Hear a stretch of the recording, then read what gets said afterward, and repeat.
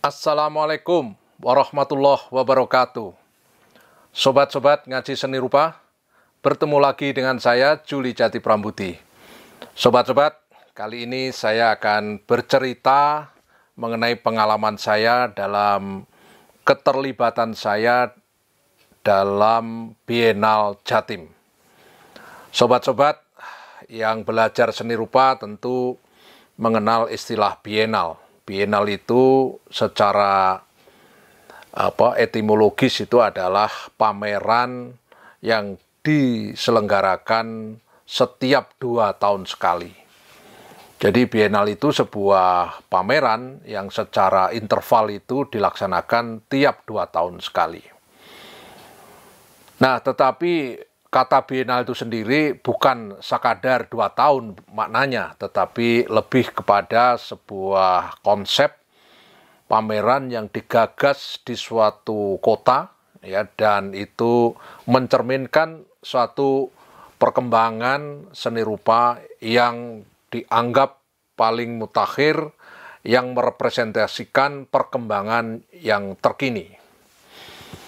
Oleh karena itu, nama-nama biennale di dunia ini itu memang tradisinya atau pada umumnya memang diambil dari nama kota di mana biennale itu diselenggarakan. Karena itu kita tahu di Indonesia ada Biennale Jakarta, Biennale Jogja, dulu pernah ada Biennale Bali walaupun hanya sekali tampil, setelah itu tidak tahu kemana, ya.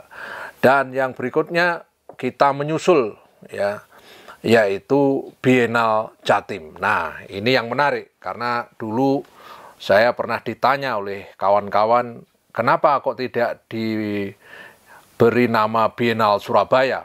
Padahal tradisi penamaan biennale itu selalu merujuk pada nama kota di mana diselenggarakan biennale itu. Nah, ini problemnya adalah soal problem infrastruktur dan dukungan dari siapa penyelenggara biennale itu. Perlu saya jelaskan pada video kali ini, ya. Jadi dalam cerita biennale ini mungkin akan berseri karena memang banyak yang harus saya ceritakan, terutama kepada Anda semua yang generasi sekarang yang mulai belajar seni rupa, ya, sehingga relatif mengetahui informasi dari salah seorang yang terlibat di dalamnya. Jadi saat itu kenapa diberi nama Biennale Jatim? Ini persoalan yang memang kita harus memahami dari perspektif biennale itu menjadi sebuah agenda yang memang difasilitasi oleh pemerintah daerah waktu itu. Dan bahkan sekarang, ya. Jadi waktu itu tahun 2005 ketika biennale itu mulai digagas, ya. Sebenarnya gagasannya itu mulai 2004, ya, tapi biennale pertama itu dilaksanakan tahun 2005 dan tepatnya kalau tidak salah data itu tahun 2005 di bulan Januari. Ya, sebelum masuk ke sana, saya ingin bercerita tentang soal nama tadi, misteri sebuah nama. Ya, jadi Biennale Jatim saat itu memang mengalami satu persoalan soal identitas nama maksud saya. Memang pada saat proposal itu disodorkan, namanya itu Biennale Surabaya. Tetapi pada saat itu kawan-kawan yang saat itu berada di Taman Budaya Provinsi Jawa Timur di Gendeng Kali, yaitu kalau Surabaya nanti mengalami kesulitan di persoalan administrasi karena supporting dana biennale adalah dari provinsi. Karena itu harus menyebut nama provinsi. Ya, ini mencerminkan hajatannya Provinsi Jawa Timur, bukan pemerintah kota Surabaya. Nah, kalau seperti ini, maka komprominya biennale ini harus disebut Biennale Jatim, bukan Biennale Surabaya. Nah, saya karena menyadari itu persoalan-persoalan seperti itu, dan apa salahnya kalau kita juga membuat satu daya beda ya tidak harus merujuk pada tradisi bienal yang memang menjadi representasi di mana kota itu dilaksanakan bienal, ya memang selalu seperti itu kenyataannya di dalam sejarah bienal, terutama di negara-negara maju di dunia barat, terutama di Eropa, ya di Amerika, terus kemudian di Australia, di Asia, itu juga memang merujuk pada nama-nama kota. Nah, di Indonesia pun sebenarnya sama, ya. Jadi ada Bienal Jakarta, ada Bienal Jogja, ya. Kemudian kita menyusul dengan nama provinsi. Nah, ini menarik. Nah, dengan demikian memang terjadi tanda tanya waktu itu, tapi setelah saya jelaskan dan akhirnya itu menjadi branding dari nama bienal yang berskala provinsi, ya, karena memang waktu itu ada evaluasi, karena sebelum ada Bienal Jatim itu ada pameran yang setiap tahun dilaksanakan oleh Taman Budaya Provinsi Jawa Timur, yaitu namanya Gelar Akbar. Jadi Gelar Akbar itu embrio dari Bienal Jatim. Jadi bisa dikatakan Gelar Akbar itu sebuah embrio. Kenapa ada keinginan menjadi bienal? Sebenarnya keinginan waktu itu kawan-kawan, terutama dari Kepala Taman Budaya yang saat itu dipegang oleh Bapak pribadi Agus Santoso, yaitu memang menginginkan iklim seni rupa di Jawa Timur itu meningkat. Ya, statusnya diangkat dari Gelar Akbar yang semacam kayak festival tahunan seni rupa Jatim begitu, itu ditingkatkan kualitasnya, ya, dan itu akhirnya disebut dengan Bienal Jatim itu. Nah, jadi Bienal Jatim itu penamaannya karena ada persoalan-persoalan di tingkat administrasi dan dikaitkan dengan sumber dana yang membackup penyelenggaraan Bienal Jatim, ya, Bienal Jawa Timur atau Bienal Jatim. Nah, nama ini akhirnya ternyata menjadi acuan dari bienal-bienal yang lain, ya, terutama misalkan di Jawa Tengah, ya, pernah ada 2 kali bienal, yang ketiga juga tidak terdengar lagi. Bienal 1 itu disebut dengan Bienal Jateng 1, Bienal kedua juga Bienal Jateng kedua, dan kebetulan dua-duanya saya yang diminta menjadi kuratornya. Tapi sayang yang ketiga dan seterusnya tidak terdengar, padahal punya potensi yang luar biasa, terutama tempat yang venue-nya di sebuah kota lama di Jawa Tengah, di Semarang, yang luar biasa. Dan saya waktu itu cukup bersemangat menangani itu. Tapi karena ada kendala-kendala yang dihadapi oleh kawan-kawan di Bienal Jateng, ya akhirnya tidak terdengar sampai hari ini. Seperti itu juga yang ada di Bienal Jatim. Jadi Bienal Jatim juga mengalami naik turun tensinya, ya, dari mulai Bienal 1 dan sampai Bienal mestinya hari ini tuh tahun ini Bienal ke-9 mestinya. Ya, saya tidak tahu, saya sudah lama tidak mengikuti bagaimana kelanjutan dari Bienal Jatim ini. Jadi Bienal pertama, sahabat-sahabat, itu adalah Bienal yang dilaksanakan langsung di Balai Pemuda Surabaya, ya, dan ini katalognya.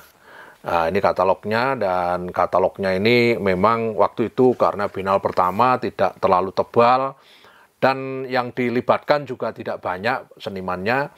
Kita ingin langsung membuat suatu event yang berbeda, menyeleksi sejumlah seniman yang saat itu kita anggap representasi dari perkembangan seni rupa di Jawa Timur. Dan tema Bienal pertama yaitu Cityscape, ya, Cityscape. Dan saat itu saya dibantu oleh saudara Syarifuddin sebagai ko-kurator atau partner saya untuk menyelenggarakan Bienal yang pertama ini. Saya kira ini sebuah dokumen yang luar biasa, bisa untuk riset adik-adik mahasiswa yang ingin meriset Bienal Jatim. Terus yang kedua, sobat-sobat, itu dilanjutkan yang kedua, Bienal kedua, yaitu tahun 2007, ya, 2007. dengan tajuknya itu alienasi. Ya, ini katalognya. Ya, keren ya. Katalognya itu hitam, tulisannya merah menyala, dan katalog ini berisi himpunan pemikiran atau wacana yang merespon tentang seni rupa Jawa Timur ya, dan terkait juga dengan Biennale yang untuk kali kedua ini. Nah, alienasi ini kembali ke rumahnya, yaitu Taman Budaya Provinsi Jawa Timur di Genteng Kali. Ini dilaksanakan di Genteng Kali. Saat itu kalau tidak salah ingat dibuka oleh gubernur, yaitu Bapak Imam Utomo, saat itu gubernurnya. Jadi ini juga dokumen yang menarik yang bisa untuk meneliti perkembangan Biennale Jatim. Kemudian sobat-sobat semua, Biennale yang selanjutnya itu adalah Biennale ketiga ya, tahun 2009 ya. Tahun 2009 ini katalognya ya juga cukup besar, dan Biennale 2009 itu dikuratori oleh saudara Gus Kucing dan Asri Nugroho ya, Asri Nugroho, dan saat itu menempati beberapa tempat, tidak dipusatkan di satu tempat, tapi sudah disebar di beberapa titik di kota Surabaya. Nah, kemudian yang berikutnya Biennale keempat. Biennale keempat itu judulnya Transposisi. Ini katalognya, Transposisi. Ini juga diselenggarakan di beberapa tempat, di beberapa titik seperti Biennale ketiga. Ya, Biennale ketiga itu tajuknya adalah merawat tradisi, ya, mengurai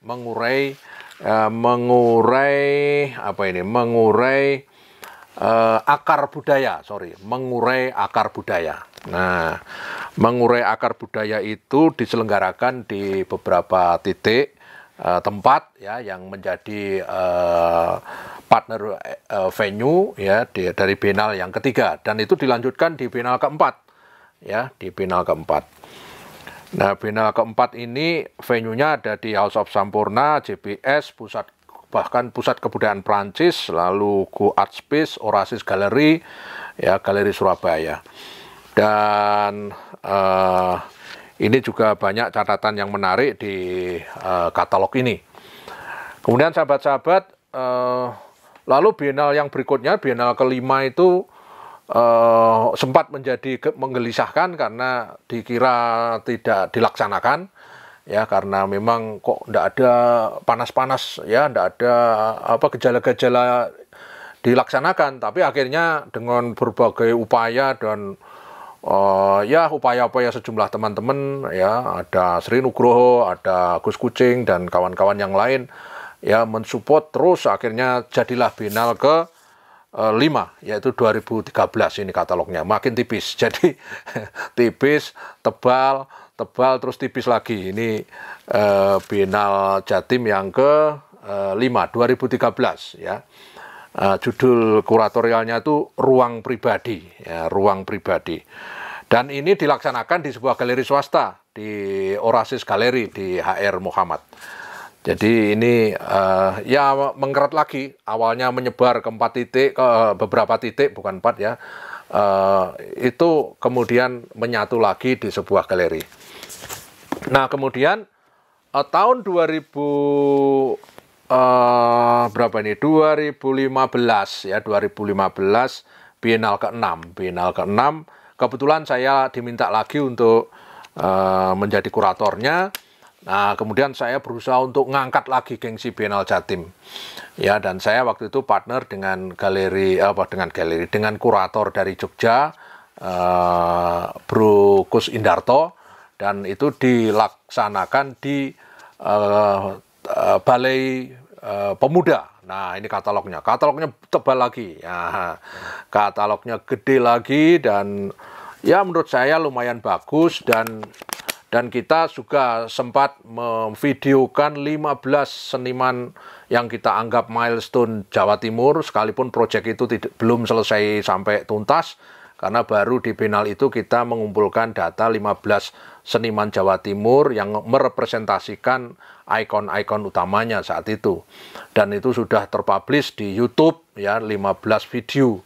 Anda bisa melacak itu ya. Ada Mahfud almarhum, ada Dwijo Sukatmo, ada Antoni Wibowo, ada Slamet Indrokusumo dari Batu, dan seterusnya. Ada 15-an seniman yang kita rekam, kita buat video profile yang durasinya ya tidak lama, tetapi itu sudah menggambarkan, sedikit menggambarkan dari perjalanan kesenimanan tokoh-tokoh itu.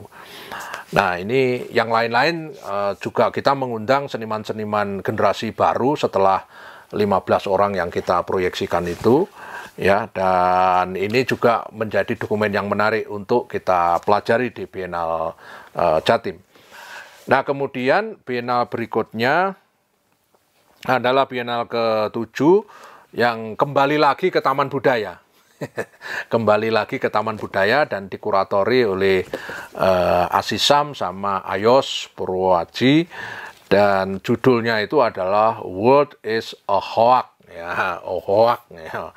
Ini katalognya, ya. Dan sahabat-sahabat semua, informasi awal seperti itu dulu, ya. Nanti saya akan ceritakan apa saja di balik Biennale itu, ya, mulai dari konsep, manajemen, sampai bagaimana kita bekerja sama dengan banyak orang yang kemudian Biennale itu bisa terselenggara. Terutama ketika kita membicarakan ini dengan teman-teman di pemerintahan, itu menjadi satu pengalaman sendiri karena kita harus mensinkronkan antara pikiran yang bersifat birokratis, tetapi juga tetap ada inovasi dan kreativitas di dalam memfasilitasi peristiwa-peristiwa seni rupa, terutama di Jawa Timur. Dan yang menjadi catatan, mudah-mudahan ya, Biennale yang ke-8, ke-9, ya, itu datanya perlu juga dihimpun, ya, dan itu akan menjadi satu catatan menarik dalam perkembangan seni rupa di Jawa Timur. Dan mestinya sebenarnya desainnya mestinya sudah nasional sebenarnya waktu itu. Karena waktu saya merancang itu, Biennale ke-5 itu sebenarnya sudah starting point untuk sudah meluas pesertanya, sudah nasional, bahkan kalau sekarang mestinya posisinya sudah paling tidak Asia Tenggara.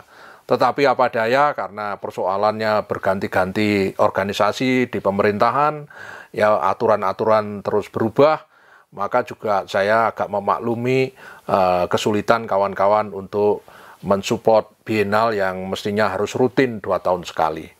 Dan nanti kita pecahkan solusinya harus bagaimana untuk mempertahankan Biennale Jatim. Saya kira itu dulu, sobat-sobat Omah Mikir. Saya kira cerita ini cukup dulu, nanti kita sambung pada video selanjutnya. Wassalamualaikum warahmatullahi wabarakatuh.